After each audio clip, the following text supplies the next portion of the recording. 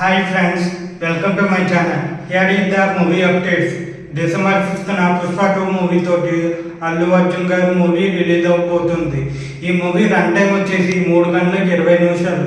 ఈ మూవీకి సంబంధించిన టికెట్స్ వచ్చేసి 3వ తారీఖున రిలీజ్ అవ్వబోతున్నాయి. 3వ తారీఖున నెక్స్ట్ డిసెంబర్ 20న వచ్చేసి బోచేపల్లి అంటూ అల్లరి నరేష్ గారి సినిమా రిలీజ్ అవ్వబోతుంది.